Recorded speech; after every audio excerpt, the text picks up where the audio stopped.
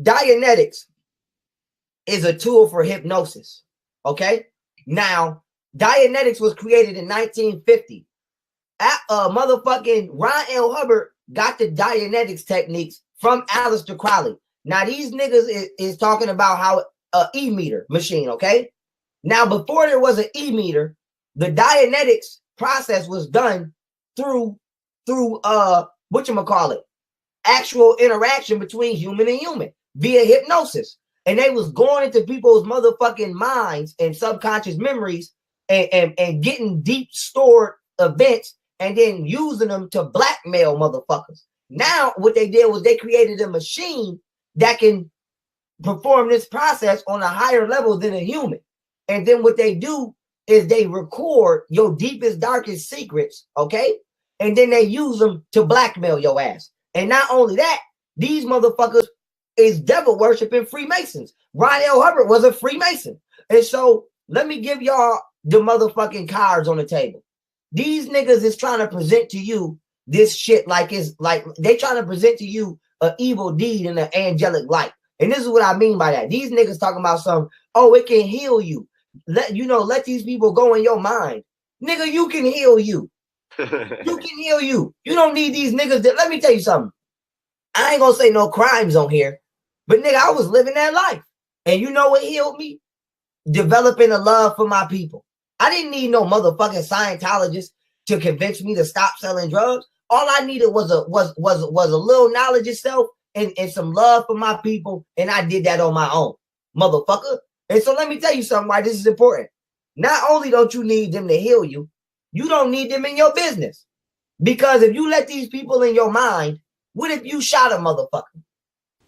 Young Pharoah tried to break down what Dianetics is and how it is used. Okay?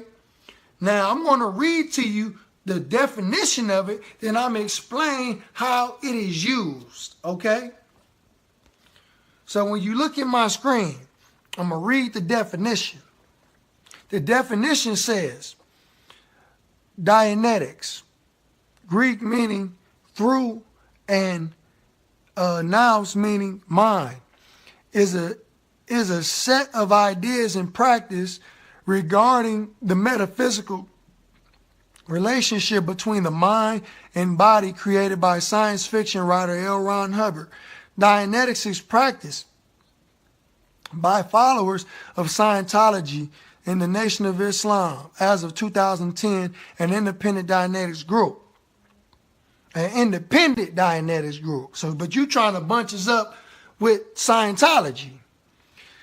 Dianetics divides the mind into three parts: the conscious analytical mind, the subconscious reactive mind, and the somatic mind. The goal of Dianetics is to erase the content of the reactive mind, which Scientologists believe interferes with the person's ethics, awareness, happiness, and sanity. The Dianetics procedure to achieve this erasure is called auditing. In auditing, the Dianetic auditor asks a series of questions for commands and elicits answers to help a person locate and deal with the painful experience of the past, which Scientologists believe to be the content of the reactive mind. Okay? Now, I just read to you what the definition of Dianetics is. Now, I will explain to you what is the process when you go through an auditing session. Okay? When you're sitting in an auditing session, Young Pharoah and Sarah Suit Seti, this is elementary school. I heard Young Pharoah said in this video, auditing is a form of hypnosis. Wrong. You're emphatically wrong. And that what you said was false. Okay? Auditing has nothing to do with hypnotism. You are not being hypnotized in the auditing session. It's not psychiatry or nothing like that. This is auditing. And auditing works like this. You are sitting across from an auditor. Okay? Somebody who's a professional who's trained in auditing. Okay? You were sitting there just with your eyes closed. And all they are doing is asking you to go back in your past and remember some of your painful memories. Okay? And then all they want to know is, how did you feel during that experience? What were your thoughts? You know what I'm saying? What did you see? What did you smell? What did you hear in that situation? Okay? And then they do that and they bring you back to present time. Okay? Because when you go through a painful experience, the whole experience with the things that you see, the things that you hear, the things that you smell, you know what I'm saying? Your brain takes in the whole experience. Okay? So they help you get past the mental roadblock and bring you back into present time. So the things that used to make you react a certain kind of way, you know what I'm saying? You no longer react to them. When you're in the auditing session, the auditor is not doing nothing. All he's doing is asking you a few questions, but you, the person that's being audited, is doing all of the talking.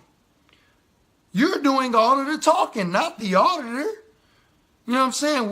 We have taken this technology to the streets to our people because our people have so much on their mind. We are so messed up that when the brothers just go and talk to the people and we just allow them to get whatever they had on their mind off their chest. We just allow them to speak and get whatever it is they had on their mind off of their chest.